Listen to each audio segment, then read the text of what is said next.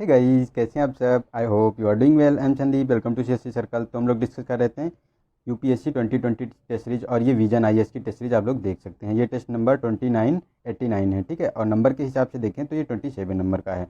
24, 25 और 26 हम लोगों ने टेस्ट सॉल्व कर लिए हैं। जो ये फुल टेस्ट विजन के हैं सेक्शनल, उससे 24 के पहले सारे सेक्शनल थे, लेकिन ये 24 से हमारे जो फुल टेस्ट हैं वो वाले हैं।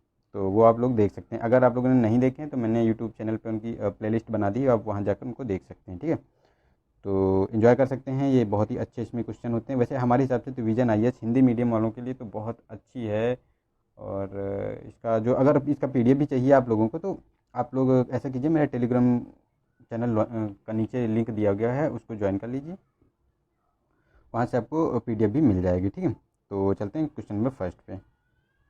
इसमें कहा गया कि भारतीय अर्थव्यवस्था के संदर्भ में निम्नलिखित में से कौन सा कथन पर विचार करना है। तो फर्स्ट है कि संविधान केवल राज्य के राज्यपालों को विवेकाधीन शक्तियां के उपयोग का अधिकार प्रदान करता है, न कि भारत के राष्ट्रपति को। सेकंड है कि जबकि राष्ट्रपति को उच्चतम न्यायालय के न्यायाधीश को नियुक्ति करने की शक्ति प्राप्त है, वहीं राज्य के राज्यपाल के पास उच्च न्यायालय के न्यायाधीशों की नियुक्ति करने की कोई शक्ति प्राप्त नहीं है। तो ये हमारा सेकेंड तो सही है, क्योंकि जो राष्ट्रपति होता है वो उच्चतम न्यायालय के न्यायाधीश को तो नियुक्त कर सकता है, साथ साथ हाई कोर्ट के भी जज को जो है ये राष्ट्रपति ही नियुक्त करता है। लेकिन जो हाई कोर्ट का जज होता है उसको शपथ जो है ये राज्यपाल दिलाता है, ठीक है। तो ये ध्यान रख सकते हैं। और लेकिन ये कहा गया है कि विवेकाधीन शक्ति की बात जो करता है कि केवल राज्य के राज्यपालों को विवेकाधीन शक्ति है, तो ये भी हमारा सही है, क्योंकि राष्ट्रपति के पास विवेकाधीन शक्ति नहीं है, वो नहीं प्रयोग करता है।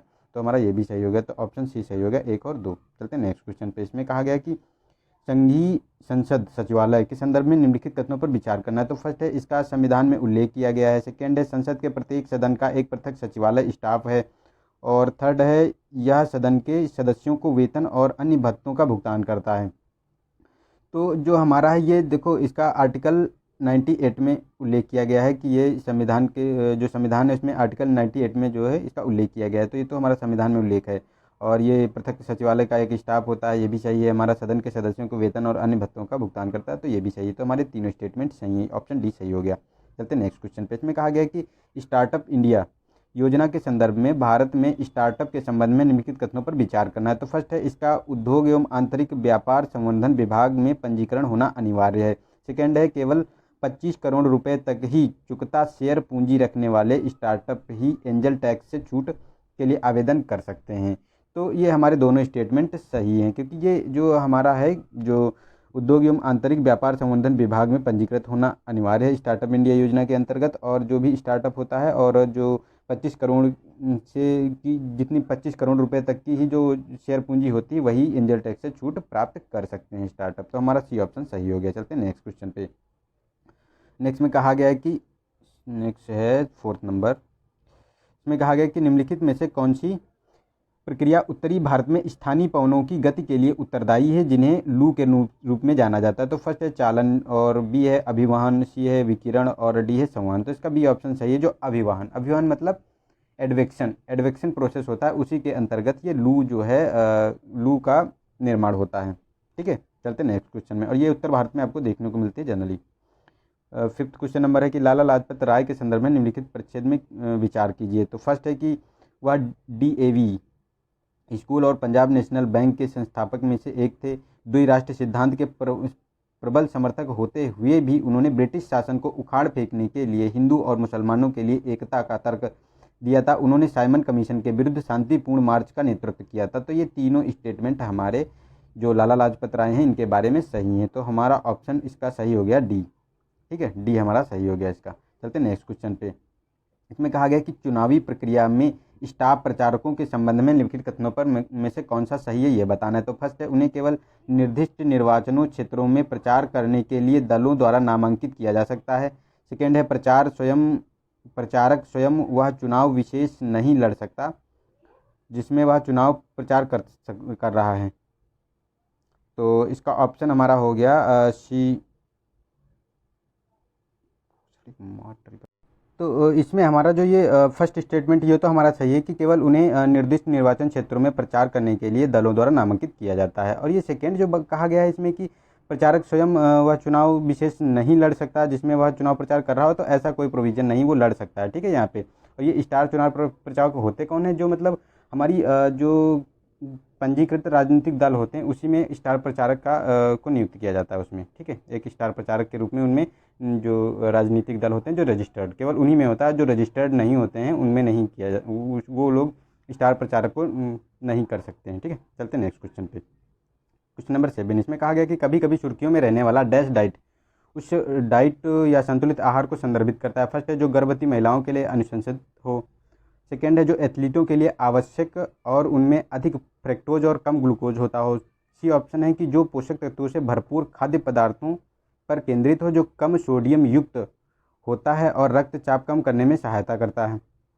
डी है जो पशु आधारित खाद्य उत्पादों का सेवन न करने वाले लोगों के लिए पौष्टिक होता है। तो इसका सी ऑप्शन सही है, जो हमारा ये जो पोषक तत्वों से भरपूर खाद्य पदार्थों पर केंद्रित होता है, जो कम सोडियम युक्त और रक्तचाप कम करने में सहायता कर सकता है, ठीक है। इसके बारे में कहा गया है कि ये जो हमारा डाइट होता है, डैश डाइट के बारे में जो ये बात करता है, ठीक है। और डैश मतलब डैश डाइट की बात करें तो होता है ये dietary approach dietary approach to stop hypertension, ठीक है। स्टॉप हाइपरटेंशन की बात करता है ये, इसका डैश का फुल फॉर्म है ये। तो ये स्वस्थ डाइट प्लान एक होता है, ठीक। चलते हैं नेक्स्ट क्वेश्चन पे। इसमें कहा गया कि जैव विविधता प्रबंधन समितियों के संदर्भ में निम्नलिखित कथनों पर विचार करना है। तो बताना है कि कौन सही है इसमें।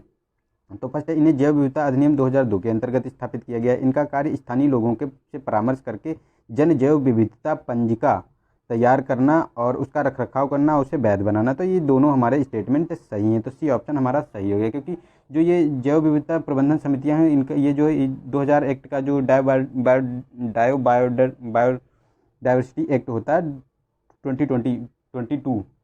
2002 उसी के अंतर्गत ये बनाई जाती है, उनका यही काम होता है, ठीक है, एक रजिस्टर बनाना, ठीक। चलते नेक्स्ट क्वेश्चन पे। इसमें कहा गया है कि यह पत्तन संगम युग में सर्वाधिक महत्वपूर्ण पत्तनों में से एक था। यह मोतियों के लिए प्रसिद्ध था और ताम्रपर्णी नदी के तट पर स्थित एक प्राकृतिक पत्तन है था। यह व्यापार का एक प्रमुख केंद्र और प्रारंभिक पांड्य साम्राज्य का एक महत्वपूर्ण पत्तन था। तो उपयुक्त परिच्छेद में किस पत्तन के बारे में वर्णन किया गया है, तो ये बताना है। फर्स्ट है पुहार, बी है मुजरिस, सी है कोरकाई और डी है मदुरई। तो इसका सी ऑप्शन सही है, जो कोरकाई है, कोरकाई के बारे में बात करता है। ये पांड्य राज्य का जो ये प्रमुख व्यापारिक केंद्र और पत्तन था, और ये तमिलनाडु में स्थित है वर्तमान में अगर बात करें तो। और ये जो पांड्य की राजधानी भी इसी को कहा जाता था, कोरकाई को ही पांड्य जो वंश था उसकी राजधानी कहा जाता है। लेकिन ये पुहार की बात करें तो पुहार ये था, ये व्यापार और वाणिज्यिक केंद्र था। ये चोला जो वंश था उनके बारे में बात करता है, ठीक है। ये भी उसका पत्तन था, इसका पुराना नाम कावेरी पत्तनम है। ये भी तमिलनाडु में आपको देखने को मिलता है। और ये जो मदुरई की बात करें तो ये जो मुजरिस है, मुजरिस ये चेरा पत्तन था, ठीक है। चेरा पत्तन ये केरल में आपको देखने को मिलता है, मुजरिस केरल में देखने को मिलता है। ये चेरा लोग जो थे, चेरा वंश, उसका पत्तन था, ठीक है। चलते नेक्स्ट क्वेश्चन पे। इसमें 9, 10 क्वेश्चन नंबर। इसमें कहा गया कि निम्नलिखित में से पानीपत के तृतीय युद्ध में मराठों की हार अहमद शाह अब्दाली की विजय के कारण क्या थे, तो ये बताना है। तो कौन सा सही है बताना है। तो इसका फर्स्ट है कि अहमद शाह अब्दाली की सेना की संख्या मराठों की सेना से अधिक थी, और पानीपत में मराठा शिविर में अकाल जैसी स्थिति बन गई थी, और उत्तरी भारत की अन्य शक्तियों द्वारा मराठाओं की सहायता नहीं की गई थी। तो ये तीनों स्टेटमेंट हमारे सही हैं, तो हमारा डी ऑप्शन सही होगा, क्योंकि उसकी देखो उसकी 60,000 लगभग सेना थी अहमद शाह अब्दाली की, लेकिन इनकी 45,000 ही सेना थी, ठीक है। और मराठा शिविरों में क्या उसमें भूख जैसी स्थिति हो गई थी, क्योंकि वो लोग बच्चे औरतों को भी युद्ध में लड़ाने के लिए ले गए थे, तो वहाँ राशन की कमी हो गई थी। और ये जो कहा गया कि मराठे तो देखो जो जाट सम्राट थे, मुस्लिम थे, और इवन जो सिख समुदाय वंश के थे लोग, उन लोगों ने भी इनका साथ देने से मना कर दिया था, ठीक है। इसीलिए इनकी हार के कारण थे ये। चलते नेक्स्ट क्वेश्चन पे। महासागरीय धाराओं की प्रकृति के संदर्भ में निम्नलिखित कथनों पर विचार करना है, तो बताना है कि कौन सा सही है। तो इसमें हिंद महासागर के पश्चिमी पवन प्रवाह विद्यमान नहीं है। सेकंड है कि प्रति विश्वती धारा के पूर्व विमुख प्रवाह के कारण जल की लवणता में विद्यमान अंतर है। और थर्ड है कि मोजाम्बिक धारा और पश्चिमी ऑस्ट्रेलियाई धाराएं गर्म जलधाराएं हैं। तो जो ये कहा गया है कि पश्चिमी ऑस्ट्रेलियाई धारा गर्म है, तो नहीं, ये जो पश्चिमी ऑस्ट्रेलियाई धारा है ये ठंडी जलधारा है, लेकिन ये मोजाम्बिक गर्म है, लेकिन पश्चिमी ऑस्ट्रेलिया ये ठंडी जलधारा है, तो ये हमारा गलत हो गया। और ये जो कहा गया है कि विषुवत धारा के पूर्व विमुख प्रवाह के कारण जल की लवणता, तो नहीं, जल की लवणता का वहाँ कोई वो नहीं है। ये जो हमारा क्षेत्र होता है विषुवत-रेखी वाला, इसमें जो ये हमारा क्षेत्र बनता है, जो हमारी विषुवत-रेखी धाराएं होती हैं ये ऐसे इस तरफ चलती हैं, तो इसके जो बीच का ये क्षेत्र संक्रमण क्षेत्र बनता है उसी में ये धाराओं की दिशा जो है उलट जाती है, इसी को बोलते हैं। तो इसमें लवणता का कोई वो नहीं होता है। और हिंद महासागर में जो पश्चिमी प्रवाह विद्यमान नहीं, तो ये भी हमारा गलत हो गया, क्योंकि विद्यमान है जो हमारा ये हिंद महासागर का, ये इंडिया हो गया और ये हिंद महासागर का हो गया, ये वाला पार्ट ये हिंद महासागर, तो यहाँ ये पश्चिमी प्रवाह आपको देखने को मिलता है जो आर्कटिक जो सागर है उसके पास में है, अंटार्कटिक सागर के पास में, ठीक है। तो यहाँ पे देखने को मिलता है, तो ये भी हमारा गलत हो गया। तो हमारा ऑप्शन इसमें डी केवल सही है, इनमें से कोई नहीं सही है, ठीक है। चलते नेक्स्ट क्वेश्चन पे। कहा गया कि जैव रसायन के क्षेत्र में हुए विकास के संदर्भ में कभी कभी सुर्खियों में रहने वाला शब्द इंटरफेरॉन संदर्भित करता है। तो फर्स्ट है कि किसी जीव द्वारा व्यक्त mRNA अणुओं की पूरी श्रृंखला को, बी है विषाणुओं के संक्रमण के प्रति अनुक्रिया में पोषक कोशिकाओं द्वारा स्रावित श्रृंखलिंग प्रोटीनों की, और सी ऑप्शन है विषैले पदार्थों के संपर्क में आने के कारण कोशिकाओं में होने वाले अनुवांशिक उत्परिवर्तन की क्रियाविधि को, और डी ऑप्शन है कि किण्वन प्रक्रिया से अभिक्रिया की गति वृद्धि हेतु प्रयुक्त उत्प्रेरक। तो इसका सी ऑप्शन होता है जो ये विषैले पदार्थों के संपर्क में आने के कारण कोशिकाओं में होने वाले अनुवांशिक परिवर्तनों की क्रियाविधि होती है, क्योंकि ये करते क्या है कि उनकी प्रोटेक्टर हार्मोन का जो प्रोटेक्ट हार्मोन का जो श्रावण करते हैं ये लोग कोशिकाओं की संरक्षण के लिए, ठीक है। तो चलते नेक्स्ट क्वेश्चन पे। इसमें कहा गया है कि 13 क्वेश्चन नंबर में संसद के सदनों के पीठासीन अधिकारियों के संदर्भ में निम्नलिखित कथनों पर विचार करना है। तो फर्स्ट है कि पीठासीन अधिकारी समय समय पर अपने सदनों को आहूत करते हैं। सेकेंड है राज्यसभा का सभापति और लोकसभापति अध्यक्ष सदन का नेता होता है, और राज्यसभा का सभापति भारतीय संसदीय समूह का पदेन अध्यक्ष होता है। तो जो ये पदेन अध्यक्ष कहा गया तो ये सभापति के बारे में ये गलत है, क्योंकि ये जो लोकसभा का अध्यक्ष होता है वो भारतीय संसदीय समूह के पदेन अध्यक्ष होता है। तो हमारा लोकसभा के अध्यक्ष की बात करता है जो लोकसभा का स्पीकर होता है, तो ये हमारा गलत हो गया। और ये राज्यसभा का सभापति और लोकसभापति जो अपने सदन के नेता होते हैं, तो ये भी गलत है, क्योंकि सदन का जो नेता होता है वो प्रधानमंत्री होता है, जो जिस सदन का प्रधानमंत्री होता है वो सदन का नेता होता है, और दूसरे सदन में वो जिसे नियुक्त करता है, किसी मंत्री को नियुक्त कर सकता है, ठीक है, तो वो सदन का नेता होता है। तो ये भी हमारा गलत हो गया। लेकिन ये फर्स्ट कहा गया कि पीठासीन अधिकारी समय समय पर जो है अपने सदनों को आहूत करता है, तो इसके बारे में जो बताया गया है कि आहूत करता है, तो जो हमारा ये ऑप्शन हमारा बात करें तो जो इसकी बात करता है कि जो हमारा ये होता है, तो ये पीठासीन अधिकारी का काम नहीं होता, ये राष्ट्रपति का काम होता है, ठीक है। ये हमारा राष्ट्रपति होता है जो अपने सदनों को मतलब उस सदनों को आहूत करता है, ठीक है। सदनों को आहूत करना और सत्रावसान करना उसी का काम है, लेकिन पीठासीन अधिकारी का काम हो क्या होता है कि सत्र का स्थगन कर सकता है वो, ठीक है। तो हमारा इसमें कोई भी स्टेटमेंट सही नहीं है, तो स्टेटमेंट डी हमारा सही हो गया, ठीक है, इसमें से कोई नहीं। चलते नेक्स्ट क्वेश्चन में 14 नंबर पे। तो इसमें कहा गया कि भारत में यूनिफॉर्म रिकॉल पीरियड URP और मिस्ड रिकॉल पीरियड MRP संबंधित है। तो फर्स्ट है बेरोजगारी की माप से, बी है निर्धनता के आकलन से, सी है सकल घरेलू उत्पाद की गणना से, और डी है कार्यशील आयु वर्ग की जनसंख्या की माप से। तो इसमें बताना है ये किससे संबंधित है। तो ये हमारा बी ऑप्शन इसका सही है, जो निर्धनता रेखा के आकलन से संबंधित है। और जो इसका शुरुआत जो हमारी हुई थी, तो ये लकड़वाला जो समिति 1997 में गठित की गई थी, इसके अंतर्गत इसकी शुरुआत हुई थी। ये होता क्या है एक्चुअली क्या होता है, जो मतलब जो उपभोक्ता होते हैं, जो अपनी जो दैनिक वस्तुओं के व्यय के आंकड़े, इसमें उपभोक्ताओं के जो दैनिक वस्तुओं के प्रयोग की जो आंकड़े होते हैं, जो मतलब जैसे दैनिक वस्तुएं जैसे हो गई हमारा खाने पीने का सामान, दाल चावल आटा, इन चीज़ों की सारी दैनिक चीज़ों को इकट्ठा किया जाता है, और ये जो उसी के आंकड़े के आधार पर इसे बताया जाता है इसमें, ठीक है। और ये आंकड़े जो एकत्र करता है ये NSSO करता है, ठीक है। और ये प्रति 5 साल में सर्वे किया जाता है। और जो ये यूनिफॉर्म रिकॉल पीरियड की बात करें तो ये कितना होता है, तो ये 30 दिन का डाटा होता है, ठीक है, 30 दिन के आंकड़े होते हैं। और जो ये हमारा होता है मिस्ड रिकॉल पीरियड, तो ये 365 दिन के आंकड़ों का डाटा होता है, ठीक है, आंकड़े होते हैं उनके बारे में। ये प्रति 5 वर्ष में ये सर्वे किया जाता है, ठीक है, निर्धनता रेखा के आकलन से।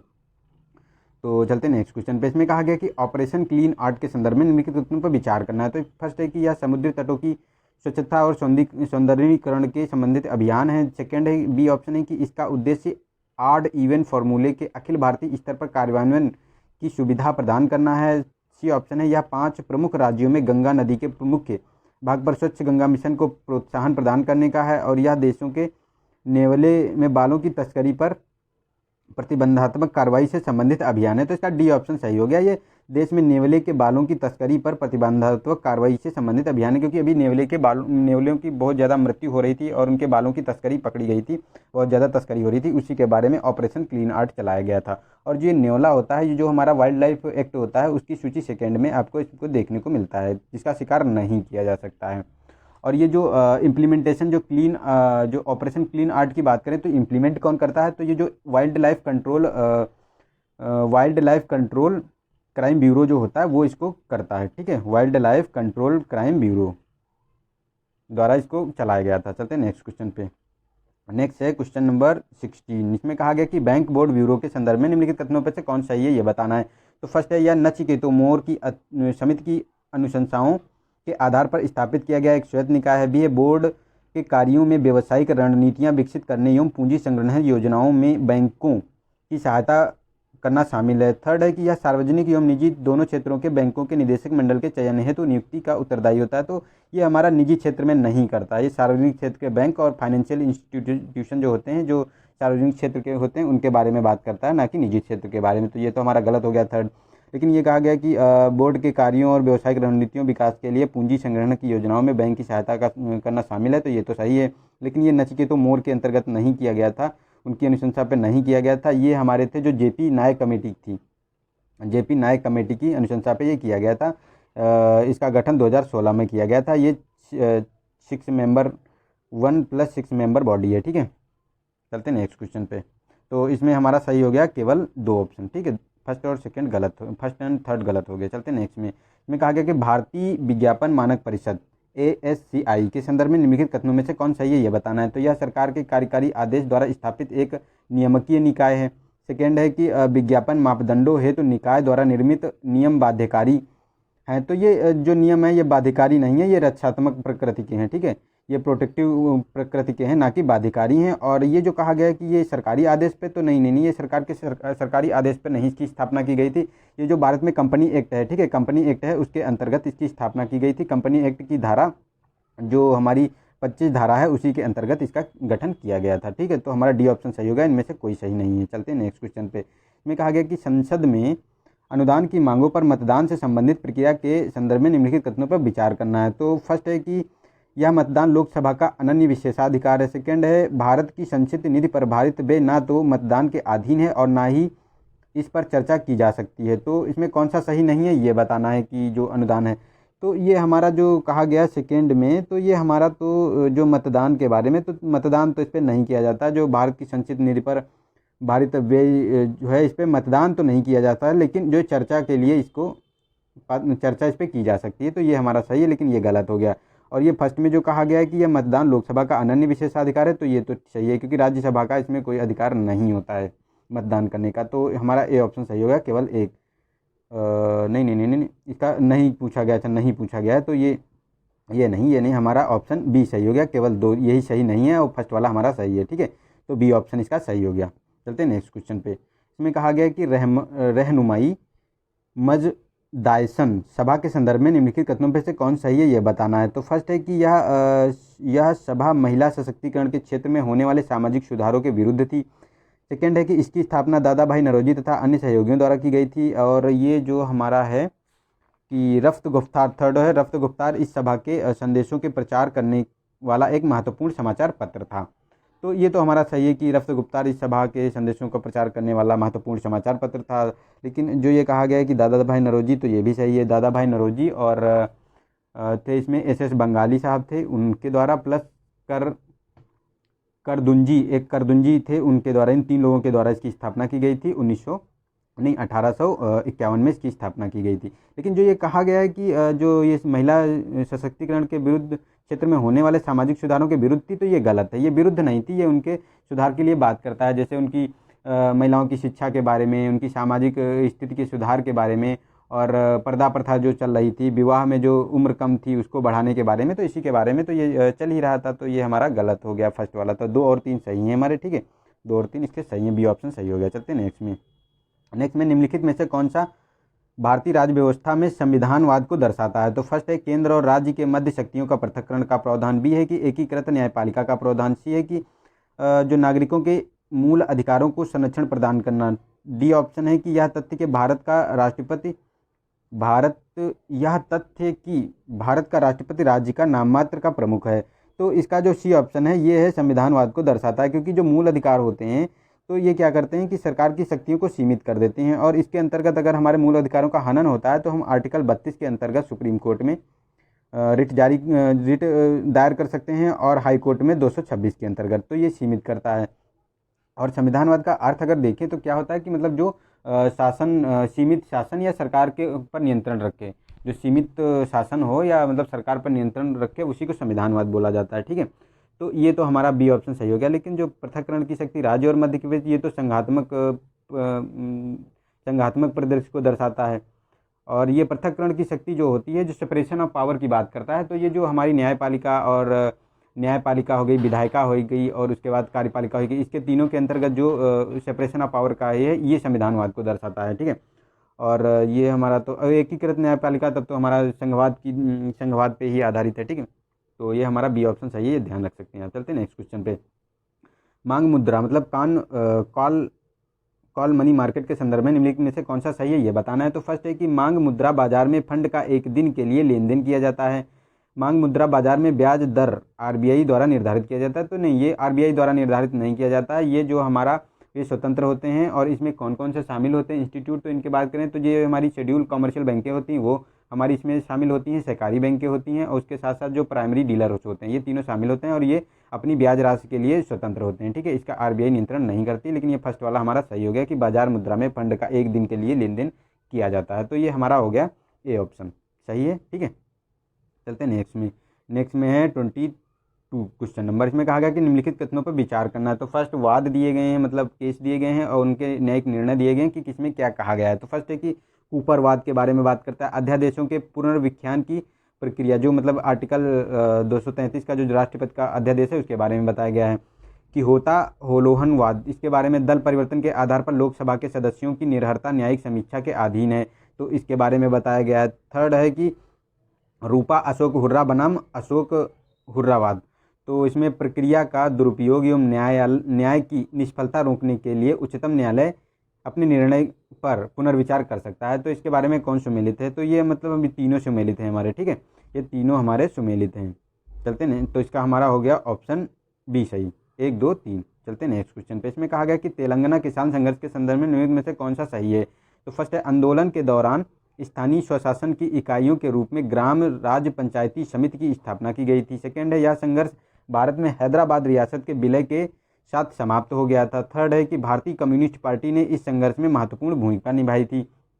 तो ये हमारा जो कहा गया कि ये तो हमारा सही है कि भारतीय कम्युनिस्ट पार्टी ने ही इसमें संघर्ष किया था, और ये संघर्ष आपको 1946 में देखने को मिला था। ठीक है, इसी के लिए ये, और उसके बाद ये कहा गया कि ये हैदराबाद की रियासत के विलय के बाद समाप्त हो गया था। तो नहीं, ये समाप्त नहीं हुआ था, ये तेलंगाना और मद्रास में चलता रहा था, आगे तक भी ये चलता रहा था। तो ये हमारा गलत हो गया। ठीक है, और ये कहा गया कि आंदोलन के दौरान स्थानीय स्वशासन इकाइयों की स्थापना हुई थी, तो ये भी हमारा सही है। ठीक है, तो हमारा 1 और 3 स्टेटमेंट सही होगा, बी ऑप्शन। चलते हैं नेक्स्ट क्वेश्चन पे। इसमें कहा गया कि मवेशियों और अन्य जुगाली करने वाले पशुओं के प्रभावित करने वाले मुंह पका खुरपका रोगों के संदर्भ में निम्नलिखित कथनों पर विचार कीजिए। मुंह पका खुरपका रोग की बात करेंगे, जो ये फुट माउथ डिजीज होता है, फुट माउथ डिजीज होता है। ठीक है, उसके बारे में बात करता है। तो ये इसमें क्या कहा गया है कि यह जीवाणु, फर्स्ट ऑप्शन है कि यह जीवाणुजनक रोग है, बी है, सेकेंड है कि यह सरलता से मनुष्यों में संचरित हो सकता है, और थर्ड है यह रोग उष्णकटिबंधीय देशों तक ही सीमित है। तो ये फर्स्ट में जो कहा गया है, तो ये तो हमारा गलत हो गया, क्योंकि ये जीवाणु जनित नहीं है, वे वायरस जनित है। ठीक है, और ये सरलता से ये मनुष्यों में नहीं फैलता है, तो ये भी हमारा गलत हो गया। और ये उष्णकटिबंधीय देशों तक सीमित नहीं है, क्योंकि ये आपको पूरे विश्व में लगभग देखने को मिलता है। जैसे यूएसए हो गया, मैक्सिको हो गया, यूके हो गया, जापान हो गया, इनमें भी देखने को मिलता है। तो इसका डी ऑप्शन सही हो गया हमारा। ठीक है, इसमें होता क्या है, जो ये मुंह पका खुरपका, तो उसमें क्या होता है, ये मुंह और खुरों में, उसके पशुओं के मुंह और खुरों में छाले पड़ जाते हैं, इसीलिए इसको बोला जाता है फुट माउथ डिजीज। ठीक है, मुंह पका खुरपका। चलते हैं नेक्स्ट क्वेश्चन पे। इसमें कहा गया कि केंद्रीय बजट के राजस्व व्यय के संदर्भ में निम्नलिखित कथनों पर विचार करना है। तो फर्स्ट है राज्य सरकारों को जाने वाली जीएसटी क्षतिपूर्ति राजस्व व्यय में सम्मिलित होती है। ब्याज भुगतान केंद्र के राजस्व का सबसे बड़ा घटक होता है। केंद्रीय स्वायत्त निकायों को दिए जाने वाला अनुदान राजस्व व्यय का भाग होता है।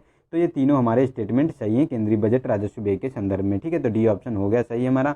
और ब्याज भुगतान की बात करें तो अभी इसमें जो सर्वे किया गया तो इसमें कहा गया था कि जो 2020 से 22 और 2022 से 23 तक में लगभग 35.6% ब्याज भुगतान करेगा इंडिया, जो हमारा अनुमान लगाया गया है इसमें, ठीक है। तो देख रहे हैं कितना बड़ा मद है, मतलब लगभग 1/3 हो गया है कि ब्याज का हम लोग भुगतान करते हैं। नेक्स्ट है कि भारतीय मानक ब्यूरो के बारे में बताना है कि कौन सा कथन सही है। तो फर्स्ट है ब्यूरो में केंद्र सरकार, राज्य सरकारों और निजी क्षेत्र के सदस्य शामिल हैं। और सेकंड है कि यह वाणिज्य और उद्योग मंत्रालय के तत्वाधान में कार्य करता है। थर्ड है कि दुग्ध पाउडर और पैकेज मिनरल वाटर के लिए BIS प्रमाणन चिन्ह अनिवार्य है। तो इसमें बताना है कि कौन सा सही है। तो इसमें जो हमारा ये फर्स्ट, तो ब्यूरो में केंद्र सरकार, राज्य सरकार और निजी क्षेत्र के सदस्य शामिल होते हैं, ये भी सही है। और ये दुग्ध पाउडर, पैकेज मिनरल वाटर के संदर्भ में BIS चिन्ह जो है ये भी अनिवार्य है। लेकिन ये जो कहा गया है कि ये वाणिज्य और उद्योग मंत्रालय का काम है, तो नहीं, ये इसके अंतर्गत कार्य नहीं करता है। ये हमारे उपभोक्ता खाद्य और एवं सार्वजनिक वितरण मंत्रालय है, उसके अंतर्गत ये कार्य करता है, ठीक है। तो ये हमारा गलत हो गया, तो 1 और 3 सही हो गया, सी ऑप्शन। चलते हैं नेक्स्ट क्वेश्चन में, 27 क्वेश्चन नंबर पे। इसमें कहा गया है कि निम्नलिखित में से SDR बास्केट में दी गई मुद्राओं को भारांश का अवरोही क्रम में लिखे कि कितना किसका भारांश सबसे ज़्यादा, किसका, उसके कम, उसके कम, उससे कम, ये बताना है इसमें। तो इसमें फर्स्ट है कि अमेरिका, बी है यूरो, और थर्ड है जापानी येन, और फोर्थ है युआन। तो इसमें क्रम में लगाना है। तो इसमें सबसे ज़्यादा आपको जो देखने को मिलता है तो लगभग 41% के करीब डॉलर का मिलता है, और जो 30% के यूरो का मिलता है। उसके बाद जापानी येन की बात करें तो ये 8% तक मिलता है, और चाइनी युआन की बात करें, जो युआन है चीन का, ये 11% मिलता है, ठीक है। तो हमारा फर्स्ट, सेकेंड, फोर्थ, थर्ड हो जाएगा। First, second, fourth, third, B option हमारा सही हो गया, ठीक है। चलते हैं नेक्स्ट क्वेश्चन पे। इसमें कहा गया कि हाल ही में भारत सरकार ने यह घोषणा की है कि वर्ष 2021 में आयोजित होने वाली आगामी PISA मतलब अंतर्राष्ट्रीय छात्र मूल्यांकन कार्यक्रम परीक्षा में भाग लेगा। वैश्विक मूल्यांकन प्रणाली PISA निम्नलिखित में से किस संगठन की एक पहल है। फर्स्ट है कि G20, बी है कि आर्थिक सहयोग और विकास संगठन मतलब OECD, और सी है कि संयुक्त राष्ट्र संघ UNO, डी है विश्व आर्थिक मंच WEF। तो इसका बी ऑप्शन सही है। ये आर्थिक सहयोग और विकास संघ OECD का इनिशिएटिव है, और इसमें जो छात्र होंगे वो कक्षा 7 या उच्चतर श्रेणी के जो छात्र होंगे उनका मूल्यांकन किया जाएगा इसमें, ठीक है। तो ये आप लोग याद रख सकते हैं, इसमें पहली बार पार्टिसिपेट कर रहा है भारत। चलते हैं नेक्स्ट क्वेश्चन पे। इसमें कहा गया कि निम्नलिखित में से विचार करना है। तो ये मध्यभांड दिए गए हैं और काल दिए गए हैं कि किस कालक्रम में कौन सा मध्यभांड था। तो चित्रित धूसर की बात करें तो इसमें कहा गया महाजनपद, बी है उत्तरी काले जो है ये ऋग्वैदिक, और लाल काले मध्यभांड ताम्रपाषाणी काल। तो इसका ये जो हमारा सही है थर्ड, तो हमारा सही है कि काले लाल मध्यभांड की बात करें तो ये ताम्रपाषाणिक और नवपाषाणिक में देखने को मिलते हैं। लेकिन जो चित्रित भूषण मध्यभांड की बात करें तो ये ऋग्वैदिक काल में देखने को मिलते थे, और उत्तरी काले पॉलिशदार जो थे ये महाजनपद में थे। तो हमारा केवल 3 सही हो गया, सी ऑप्शन, ठीक है। चलते नेक्स्ट में कहा गया कि प्रतिभूति बाजार से आप क्या समझते हैं, और साधिकार निर्गम मतलब राइट इशू शब्द से आप क्या समझते हैं। तो यह कंपनी के वर्तमान शेयरधारकों से पूंजी जुटाने को संदर्भित करता है। और बी ऑप्शन है कि यह एक नव स्टॉक निर्गमन में एक निजी निगम के शेयरधारकों को सार्वजनिक रूप से प्रस्तावित करने वाली प्रक्रिया है। सी है कि ये सेबी द्वारा अनुमति प्राप्त व्यवस्था जिसमें पात्र विदेशी निवेशकों को घरेलू शेयर मार्केट की कीमतों में आवंटित किए जाते हैं। डी ऑप्शन है कि यह प्रत्यक्ष वार्ता प्रणाली के माध्यम से एंजल निवेशकों को चयनित समूह में शेयर विक्रय करने के व्यवस्था है। तो इसका ए ऑप्शन सही है। ये जो इशू राइट्स होता है यह कंपनी के वर्तमान शेयरधारकों से पूंजी जुटाने के लिए किया जाता है, क्योंकि जो इनिशियल जो IPO खरीदते हैं ना, IPO उन्हीं को ये पहला ऑफर दिया जाता है कि अगर वो लोग खरीद लेते हैं तो हम बाहर नहीं बेचेंगे, ठीक है। तो उनके लिए ये दिया जाता है, ठीक है। तो ये हमारा ए ऑप्शन सही हो गया। चलते हैं नेक्स्ट क्वेश्चन पे। इसमें कहा गया है कि पारिस्थितिकी में निकेत और परिवास के संदर्भ में निम्नलिखित पर विचार करना है। तो फर्स्ट है कि परिवास वह क्षेत्र होता है जहाँ कोई प्रजाति अधिवासित होती है, जबकि निकेत किसी प्रजाति की सभी गतिविधियों और संबंधों का योग होता है। तो सेकंड है कि 2 या 2 से अधिक प्रजातियां न केवल एक ही परिवास में साझा करती हैं बल्कि साथ ही उनकी पारिस्थितिक तंत्र में एक ही निकेत होता है। तो ये तो गलत हो गया कि एक ही निकेत नहीं हो सकता, क्योंकि निकेत के लिए एक कंडीशन होती है कि वो जो होता है किसी विशिष्ट प्रजाति के लिए होता है, किसी एक प्रजाति में। अगर उसमें कई प्रजातियां होंगी तो उसमें प्रतिस्पर्धा होती रहेगी, और जब तक वो एक प्रजाति को प्रतिस्थापित नहीं कर देगी तब तक निषेध का निर्माण नहीं होगा। ठीक है, तो ये हमारा गलत हो गया, और फर्स्ट हमारा सही है कि वह परिवार क्षेत्र होता है जहाँ कोई प्रजाति अधिवासित होती है, जबकि निवेश की सभी गतिविधियों का संबंधी सभी किसी प्रजाति की गतिविधियों और संबंधों का योग होता है। तो हमारा फर्स्ट ऑप्शन इसमें सही हो गया, ए, केवल एक। चलते हैं नेक्स्ट क्वेश्चन पे। इसमें कहा गया कि वह भारतीय सामाजिक सुधार आंदोलन के प्रमुख व्यक्तित्व थे। वह भारतीय स्वतंत्रता संग्राम का समर्थन और औपनिवेशिक आर्थिक नीतियों की आलोचना करने वाले आंग्ल मराठी साप्ताहिक इंदु प्रकाश के संपादक में से एक थे। वे प्रार्थना समाज के से घनिष्ठ रूप से संबद्ध थे। तो उपयुक्त परिच्छेद में किसके व्यक्तित्व के बारे में वर्णन किया गया ये बताना है। तो फर्स्ट है गोपाल कृष्ण गोखले, बी एक बाल गंगाधर तिलक, सी है महादेव गोविंद रनाडे, और डी ऑप्शन है ददोबा पंडुरंग। तो इसका सी ऑप्शन सही है। जो ये महादेव गोविंद रनाडे थे उनके बारे में ये बताया गया है। ठीक है, तो इनके बारे में स्पष्ट उल्लेख करता है क्योंकि इन्होंने ही इंदु प्रकाश के संपादन का जो संपादन में से एक थे, और मराठी साप्ताहिक जो पत्र था। तो चलते नेक्स्ट क्वेश्चन पे, 33 क्वेश्चन नंबर पे। तो इसमें स्पाइस के बारे में, स्पाइस प्लस वेब फार्म के संदर्भ में निम्नलिखित कथनों पे सही कौन सा सही है। तो यह एक वाणिज्यिक और उद्योग मंत्रालय के अंतर्गत पहल है। इसका लक्ष्य 2024 तक भारत का मसाला निर्यात दुगना करना है, या भारत में व्यवसाय के सुगम निगमीकरण की सुविधा प्रदान करेगा। तो इसमें बताना है स्पाइस और वेब फॉर्म के बारे में, तो कौन सा स्टेटमेंट सही है, तो ये बताना है।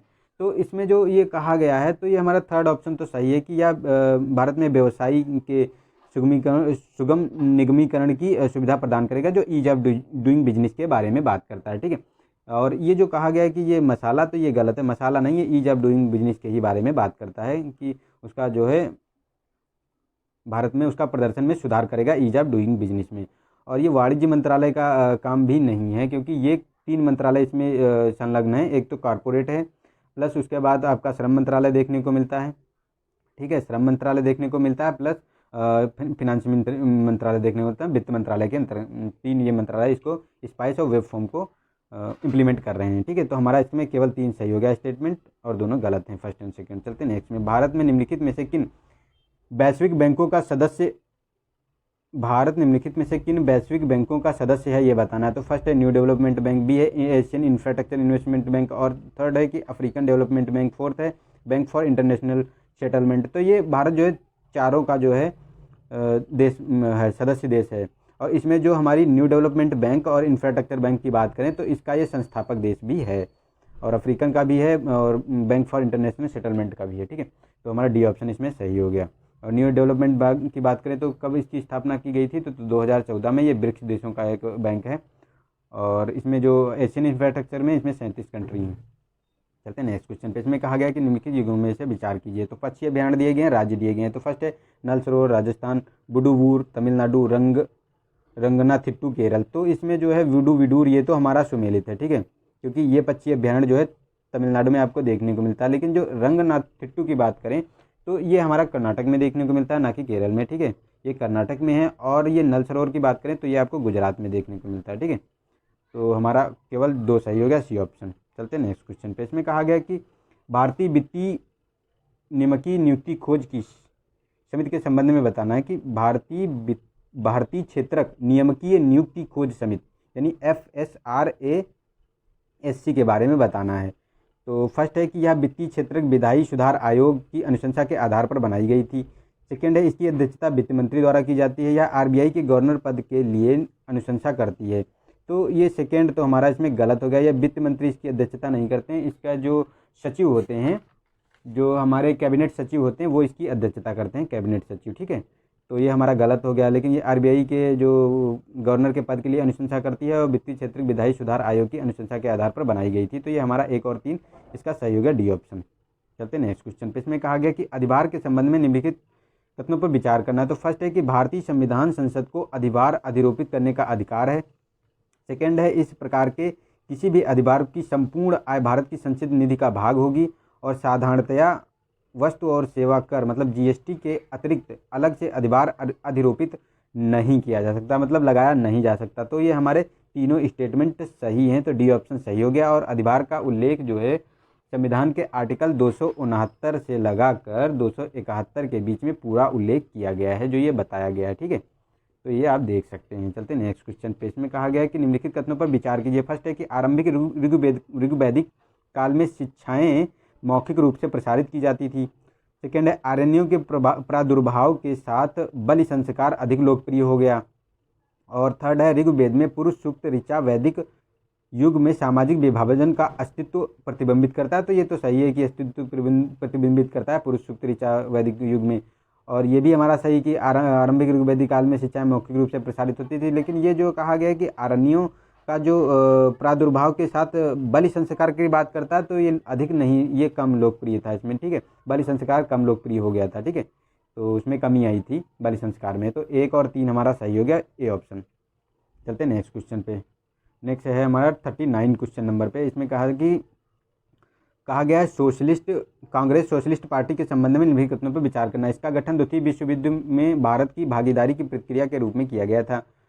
सेकंड है, 1955 में अबड़ी अधिवेशन में कांग्रेस द्वारा अपना लक्ष्य समाजवादी स्वरूप की स्थापना घोषित करने के पश्चात कांग्रेस में विलय हो गया था। तो ये हमारा गलत है, ये वाला सेकेंड, क्योंकि 55 में नहीं 1952 में ये हुआ था, विलय हुई थी। ठीक है, तो और इसका जो गठन है द्वितीय विश्व युद्ध के भागीदारी के लिए, तो ये भी गलत है, क्योंकि इसका जो गठन की बात करें तो इसका जो गठन था 1934 में हो गया था।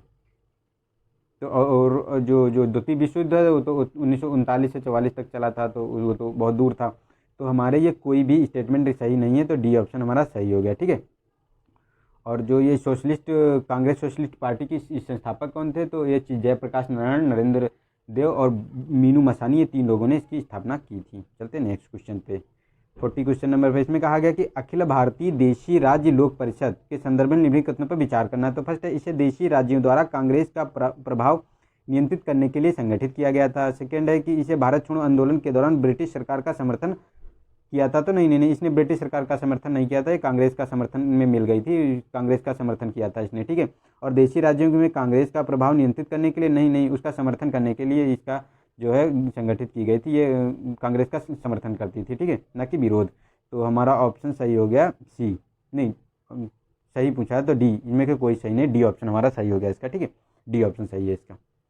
चलते नेक्स्ट क्वेश्चन पे। इसमें कहा गया कि बेवेल के ब्रेक डाउन प्लान के संदर्भ में निम्नलिखित कथनों पर विचार करना कि कौन सा सही है। तो इस योजना में प्रांतों और रियासतों के प्रत्यक्ष रूप से सत्ता हस्तांतरण का प्रावधान किया गया था। इसे कैबिनेट मिशन द्वारा समाविष्ट किया गया था। तो ये गलत है, कैबिनेट मिशन के समाविष्ट नहीं किया गया था। इसमें था कि ये जो कैबिनेट मिशन था, तो ये द्विराष्ट्र थ्योरी को जो है इसने मना कर दिया था। तो ये बहुत दंगे हुए थे, जो जिन्ना ने प्रत्यक्ष कार्रवाई दिवस चलाया था, तो उसी के लिए फिर ब्रेकडाउन प्लान आया था, जिसमें 2 राष्ट्र बने थे। ठीक है, तो उसमें जो है तो ये कैबिनेट मिशन का प्रादुर्भाव नहीं था, मतलब उसमें समाविष्ट नहीं किया गया था, ये उससे अलग था। और उसके बाद ये रियासतों की बात करता है, तो प्रांतों की रियासत को नहीं, ये द्विराष्ट्र के सिद्धांत पर काम किया था। तो ये प्रांतों को ये हस्तांतरण के लिए प्रत्यक्ष रूप से नहीं, ये ऐसा कोई प्रावधान नहीं इसमें किया गया था। ठीक है, ये उत्तर पूर्वी प्रांत और भारत का जो क्षेत्र अलग अलग दोनों को डिवाइड करने की बात करता था। तो इसका हमारा ऑप्शन हो गया डी, इनमें से कोई नहीं। चलते नेक्स्ट क्वेश्चन पे। इसमें कहा गया कि ट्रांस फैट के संदर्भ में निम्नलिखित कथनों पर विचार करना है।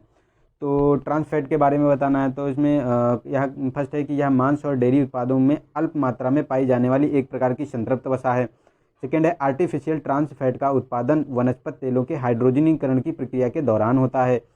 खाद्य पदार्थों में ट्रांस फैट का वर्तमान में स्वीकृत स्तर 2% है। तो ये गलत है, वर्तमान स्तर जो है ये 5% आपको देखने को मिलेगा। ठीक है, और अगर आगे बात करें हम कि कितना है, तो 2021 और 2021 की बात करें तो इसमें ये 3% घटा के किया गया है, और 2022 की बात करें तो ये 2% कर दिया गया है। ठीक है, 2022 का लक्ष्य है इसका 2% करने का। और सेकेंड में कहा गया कि आर्टिफिशियल ट्रांस फैट का उत्पादन वनस्पति तेलों के हाइड्रोजनीकरण की जो प्रक्रिया के दौरान होता है। तो ये तो हमारा सही हो गया है स्टेटमेंट। लेकिन ये जो मांस के लिए संतृप्त बोलता नहीं, ये असंतृप्त होती है, ना कि संतृप्त होती है। ठीक है, असंतृप्त होती हैं। तो ये भी हमारा गलत हो गया, तो हमारा केवल 2 सही है इसमें। ठीक है, चलते नेक्स्ट क्वेश्चन पे। इसमें कहा गया कि मध्ययुगीन भारत के संदर्भ में निम्नलिखित कर युग्मों पर विचार कीजिए। तो फर्स्ट है, कर दिए गए हैं और प्रकृति दी गई है। तो कौन किस पे लगाया जाता था, तो जजिया के बारे में कहा गया गैर मुस्लिम व्यक्तियों पर आरोपित किया जाने वाला एक संरक्षण कर था। सेकेंड, उस्र जो मुस्लिम कृषकों की भूमि पर आरोपित किया जाने वाला कर था। जकात की बात करता है, राजस्व में अचानक गिरावट की क्षतिपूर्ति है तो राज्य द्वारा आरोपित किया जाता था। और खराज के बारे में बात करता है, मुसलमानों द्वारा अन्य मुसलमानों के कल्याण के लिए भुगतान किया जाने वाला अनिवार्य धार्मिक कर था। तो ये तो हमारा जो जकात है ये इसके बारे में बात करता है कि मुसलमानों को अन्य मुसलमानों के कल्याण के लिए। और ये खराज की बात करता है तो ये जो राजस्व में अचानक क्षतिपूर्ति होती थी उसके लिए आरोपित किया जाता था। लेकिन जो उस्र है ये मुस्लिम कृषकों की भूमि पर आरोपित किया जाता था, और जजिया जो है गैर मुस्लिम व्यक्तियों पर आरोपित किया जाने वाला संरक्षण करता। तो हमारा 1 और 2 सुमेलित हैं, तो 1 और 2 डी ऑप्शन हमारा सही हो गया। ठीक है, चलते नेक्स्ट क्वेश्चन पे। नेक्स्ट में कहा गया है कि हिमालयी और प्रायद्वीपीय नदियों के संदर्भ में निम्नलिखित कथनों पर विचार करना है। तो कौन सा सही है, तो फर्स्ट है प्रायद्वीपीय नदियाँ बृहत विसर्पण प्रवृत्ति प्रदर्शित करती हैं और हिमालयी नदियों की तुलना में अपना मार्ग अधिक बार परिवर्तित करती हैं। सेकेंड है हिमालयी नदियाँ मैदानी भागों में वृक्षाकार प्रतिरूप का निर्माण करती हैं, जबकि प्रायद्वीपीय नदियाँ जालीनुमा आरी या आयताकार प्रतिरूप का निर्माण करती हैं। तो इसमें जो कहा गया है कि ये तो हमारा सही है सेकेंड की हिमालयी नदियाँ जो है मैदानी भागों में वृक्षाकार प्रतिरूप का निर्माण करती हैं, जबकि प्रायद्वीपीय नदियाँ जालीनुमा आरी और आयताकार प्रतिरूप का निर्माण करती हैं। तो ये तो सही हो गया। लेकिन ये जो फर्स्ट में कहा गया है कि ये प्रायद्वीपीय नदियाँ बृहद विसर्पण करती है, तो ये प्रायद्वीपीय नदियाँ जो है बृहद विसर्पण नहीं करती हैं। कारण ये है कि जो प्रायद्वीपीय नदियाँ हैं वो ज़्यादातर वर्षा पर आधारित होती है, उनका कोई विशेष सोर्स नहीं है पानी का, इसलिए वो अब प्रौढ़ा अवस्था में पहुँच गई हैं, मतलब युवा अवस्था को पार कर चुकी हैं। और ये जो विसर्पण की प्रवृत्ति होती है ये हिमालयी नदियों में आपको देखने को मिलती है। ठीक है, और हिमालयी नदियाँ ही अधिक बार अपना मार्ग जो है परिवर्तित करती हैं, क्योंकि वो अभी युवा हैं, युवा अवस्था से गुजर रही हैं। ठीक है, तो हमारा सही हो गया सेकेंड, हमारा सही हो गया, केवल 2, फर्स्ट हमारा गलत है। चलते नेक्स्ट क्वेश्चन पे। इसमें नेक्स्ट है 44-45 क्वेश्चन नंबर पे। इसमें स्पेस इंटरनेट के संबंध में निम्नलिखित कथनों पर विचार करना है। तो फर्स्ट है कि स्पेस इंटरनेट पारंपरिक फाइबर आधारित इंटरनेट सेवा के विपरीत उपग्रहों के माध्यम से इंटरनेट सेवा की प्रदायगी को संदर्भित करता है। सेकेंड है इस उद्देश्य के लिए उपग्रहों को केवल भूस्थैतिक कक्षाओं में स्थापित किया जाता है। और थर्ड है कि नासा द्वारा विकसित की जा रही स्टारलिंकिंग परियोजना का उद्देश्य स्पेस इंटरनेट प्रदान करना है। तो ये गलत है, नासा नहीं कर रहा है, या यूएसए की जो स्पेस एक्स एजेंसी है स्पेस एक्स उसके बारे में बात करता है। ये स्टारलिंकिंग प्रोजेक्ट जो है इम्प्लीमेंट कर रहा है कि कम से कम रेट मतलब कम से कम प्राइस पे इंटरनेट प्रोवाइड किया जाए उस उद्देश्य से। और ये केवल भूस्थैतिक कोई कक्षा में बात करता है तो नहीं, ये भूस्थैतिक और जो जियो सिंक्रोनस का जो हमारा लियो लो अर्थ ऑर्बिट और ये दोनों में किया जा सकता है। ठीक है, तो ये हमारा दोनों में किया जा सकता है, लियो और भूस्थैतिक दोनों में किया जा सकता है, तो ये भी हमारा गलत हो गया। और जो हमारा स्पेस इंटरनेट पारंपरिक फाइबर आधारित इंटरनेट सेवा विपरीत उपग्रहों के माध्यम से इंटरनेट सेवा की प्रदायगी को संदर्भित करता है, तो ये सही है हमारा। ठीक है, तो हमारा इसमें केवल स्टेटमेंट 1 सही है, तो ऑप्शन डी हमारा सही हो गया, केवल 1। चलते नेक्स्ट क्वेश्चन पे। इसमें कहा गया कि निम्नलिखित में से कौन सा गुप्तकालीन साहित्य के विकास के संदर्भ में सही नहीं है। तो फर्स्ट है इस काल के दौरान लौकिक साहित्यों की रचना की गई थी। बी है कि इस काल के दौरान साहित्य की विषम विषय वस्तु मुख्य काव्य और हास्य प्रेम प्रसंगों पर आधारित थी। कालिदास कृत अभिज्ञान शकुंतलम की रचना इसी काल में हुई है। और इस काल के दौरान किसी भी प्रकार की पौराणिक साहित्य की रचना नहीं की गई। तो ये तो गलत हो गया, हमारा डी ऑप्शन यही गलत है, क्योंकि पौराणिक जो साहित्य ग्रंथ थे, जैसे आपकी बात करें जो रामायण था, महाभारत था, रामायण और महाभारत, उसके साथ साथ मार्कंडेय, ये तो इसी काल में की गई है, तो क्यों नहीं की गई है, तो ये हमारा गलत हो गया सीधे सीधे। और इस काल में ये कालिदास तो इसी काल में इन्होंने रचना की है, और इसी के साथ साथ भास ने भी जो शूद्र की रचना इसी काल में की है। और जो इसकी विषय वस्तु हास्य प्रेम प्रसंगों पर आधारित है, ये भी सही है। और लौकिक साहित्यों की बात करें तो जो पंचतंत्र का विष्णु शर्मा का जो पंचतंत्र था उसी काल में किया गया है, तो ये हमारा जो डी इसमें सही नहीं है, और सारे हमारे स्टेटमेंट सही हैं। ठीक है, चलते नेक्स्ट क्वेश्चन पे। इसमें कहा गया कि आधुनिक भारतीय इतिहास के संदर्भ में पुनप्रा वायलार आंदोलन संदर्भित है। तो इसके बारे में बताना है कि ये केरल में स्थित मंदिरों में प्रवेश से संबंधित था। बी है 1905 में मद्रास में प्रिंस ऑफ वेल्स की भारत यात्रा के आंदोलन से साथ था। भारत छोड़ो आंदोलन के दौरान अहिंसक और रचनात्मक कार्यक्रमों से था। त्रावणकोर की रियासत के विरुद्ध साम्यवादी विद्रोह था। तो ये डी ऑप्शन सही है। जो त्रावणकोर की रियासत के विरुद्ध साम्यवादी आंदोलन था, वहाँ के जो त्रावणकोर के राजा थे उन्हीं के विरुद्ध चलाया गया था भारतीय कम्युनिस्ट पार्टी के द्वारा। ठीक है, इंडियन कम्युनिस्ट पार्टी के द्वारा ये चलाया गया था 1946 में। ठीक है, चलते नेक्स्ट क्वेश्चन पे। 48 नंबर पे इसमें कहा गया कि अंतरिक्ष अन्वेषण के संदर्भ में प्राय सुर्खियों में रहने वाला लैंगेरियन बिंदु क्या है। तो ये उन स्थानों को संदर्भित करते हैं जहां उल्का पिंडों का अधिकतम संग्रह पाया जाता है। बी है, ये ऐसे बिंदु होते हैं जहां दो पिंडों के गुरुत्वाकर्षण के प्रभाव में एक छोटा पिंड अपेक्षाकृत स्थिर बना रहता है। ये ब्लैक होल के चतुर्दिश इवेंट होराइजन में स्थित बिंदु होते हैं जिनके आगे प्रकाश के माध्यम से घटनाओं का पर्यवेक्षण नहीं किया जा सकता। ये वे स्थान होते हैं जहाँ गोल्डी लॉक्स क्षेत्र में जीवन के अस्तित्व की अधिकतम संभावना है। तो ये हमारा इसका बी ऑप्शन सही है। ये ऐसे बिंदु होते हैं जहाँ दो पिंडकों के गुरुत्वाकर्षण के प्रभाव का एक छोटा सा पिंड अपेक्षाकृत स्थिर बना रहता है, उसके बारे में बात करता है। इसमें जो आदित्य L1 है वो इसी लैंगेरियन पॉइंट पे जो हमारा उपग्रह लॉन्च किया जा रहा है आदित्य L1 यहीं स्थापित किया जाएगा। ये होता कौन सा पॉइंट है, तो जब जैसे ये सूर्य है, ठीक है, ये सूर्य है और ये पृथ्वी है, तो ये पृथ्वी और सूर्य का जो ये चक्कर है, ठीक है, तो इसका पृथ्वी के सूर्य का तो यहाँ ये इसका गुरुत्वाकर्षण है, लेकिन पृथ्वी का तो इतना ही रहेगा आपका गुरुत्वाकर्षण, ठीक है। और उसके बीच जो ये वाला पॉइंट होता है, जो ये बीच से लाइन जाती है, इसका ये वाला पॉइंट होता है, इसी को लैंगेरियन पॉइंट बोलते हैं फर्स्ट। और इसमें 5 लैंगेरियन पॉइंट होते हैं। फर्स्ट एंड लैंगेरियन पॉइंट सेकेंड ये होता है, और लैंगेरियन पॉइंट जो थर्ड की बात करें तो ये होता है, और फोर्थ और फिफ्थ होता है हमारा ये वाला ऐसे, ये ऐसे पूरा आपको देखने को मिलता है, ठीक है। तो जो ये वाला हमारा होता है लैंगेरियन पॉइंट, ये नीचे वाला ये फिफ्थ होता है, आपको फिफ्थ देखने को मिलता है, और लैंगेरियन पॉइंट फोर्थ ये देखने को मिलता है। तो जो आदित्य L1 है यहीं पर स्थापित किया जाएगा ताकि जो सूर्य की जो बाहरी सतह का वो अच्छे से उसका अध्ययन कर सके, ठीक है। तो हमारा इसमें ये सही हो गया बी ऑप्शन, ठीक है। चलते नेक्स्ट क्वेश्चन पे। इसमें कहा गया है कि दिल्ली चलो आंदोलन निम्नलिखित में से किस आंदोलन से संबंधित था। तो फर्स्ट है धरसना आंदोलन, बी है सत्याग्रह आंदोलन, सी है असहयोग, और डी है सविनय अवज्ञा आंदोलन। तो इसका बी ऑप्शन सही है। जो व्यक्तिगत सत्याग्रह था यही था, जो ये हमारा अगस्त प्रस्ताव आया था उसी को अस्वीकार करके ये चलाया गया था, जो अगस्त प्रस्ताव के बाद 1940 में, ठीक है। और इसके प्रथम जो सत्याग्रही थे वो विनोबा भावे थे, सेकेंड थे जवाहरलाल नेहरू, ठीक है। और इसे दिसंबर 1940 में ख़त्म भी कर दिया गया था, क्योंकि इसके सब लोगों को इसमें गिरफ्तार कर लिया गया था एक एक करके, तो ये ख़त्म हो गया था बहुत जल्दी ही। चलते नेक्स्ट क्वेश्चन पे। में कहा गया कि हाल ही में सुर्खियों में रहे संगोल कागजाई पद संबंधित है नागालैंड में मनाया जाना एक आदिवासी महोत्सव, बी है मिजोरम में प्रदर्शित किया जाने वाला मार्शल आर्ट, और सी है असम में प्रचलित स्थानांतरित कृषि, और डी है मणिपुर में आयोजित किया जाने वाला एक पारंपरिक खेल है। तो ये डी ऑप्शन सही है। जो मणिपुर में आयोजित किया जाने वाला एक पारंपरिक खेल है, और ये संगाई जो कागजोल है, इसे अगर सामान्य भाषा में बोले तो इसे पोलो बोला जाता है, ठीक है, पोलो, ठीक है। तो हमने 50 क्वेश्चन यहाँ कंप्लीट कर लिए हैं। 50 क्वेश्चन मैं आज ही, देखो अगर टाइम मिल जाएगा तो मैं आज ही इसको लोड कर दूंगा, ठीक है। तो आप लोगों को बहुत जल्दी ये सारे जितने टेस्ट हैं मैं विजन के सारे आपको प्रोवाइड करा दूंगा। 10 से 15 दिन में सारे आपको मिल जाएंगे। आप लोग इसको अच्छे से 2-3 बार देख लीजिए ताकि रिवाइज हो जाए आपका। इसकी टेलीग्राम अगर चाहिए, इसकी मतलब PDF चाहिए तो टेलीग्राम लिंक ज्वाइन कर लीजिए, नीचे दिया गया है, और फेसबुक का ग्रुप भी है, उस पर भी मैं शेयर कर देता हूँ। तो दोनों जगह से आप इसकी ज्वाइन कर सकते हैं। और इसका जो है एनालिसिस एक बार पढ़ लीजिएगा, क्योंकि मैं जितना हो सकता है उतना डिटेल में कर लेता हूँ, लेकिन बहुत ज़्यादा डिटेल में इसका नहीं कर सकता। यहाँ पे करूँगा तो इसका बहुत टाइम लग जाएगा, और उतना टाइम मैं आप लोगों को ख़राब नहीं करना चाहता, क्योंकि UPSC वालों के लिए वैसे भी बहुत इंपॉर्टेंट टाइम होता है, टाइम इज़ मनी है।